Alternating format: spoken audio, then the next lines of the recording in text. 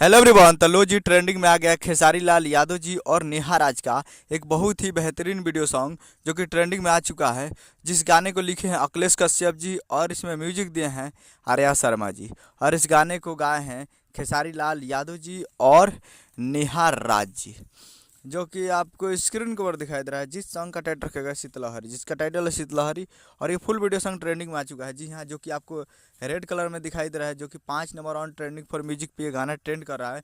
और करीब एक ये वन डे में 1 मिलियन प्लस व्यूज हो चुका है और 1 लाख लाइक हो चुका है और करीब 18,000 इस पे कमेंट हो चुका है। तो बहुत ही बेहतरीन सॉन्ग है और बहुत ही अच्छा रिस्पांस जा रहा है। और वीडियो में खेसारी लाल यादव जी और सौम्या पांडे जी, फिट में सौम्या पांडे जी। तो बहुत ही बेहतरीन और अच्छा सॉन्ग है, हमें तो मजा आया, कॉमेडियन सॉन्ग है। तो आप लोग अभी तक इस गाने को नहीं सुने तो सुनिए और प्यार दीजिए।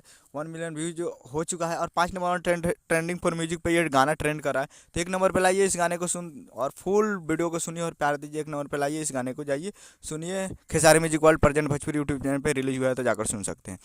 तो उम्मीद करना वीडियो चला चैनल को सब्सक्राइब लगा ताकि खेसारी लाल यादव जी का लेटेस्ट मिलते हैं अगले वीडियो में। तब तक के लिए जय हिंद, जय भोजपुरी।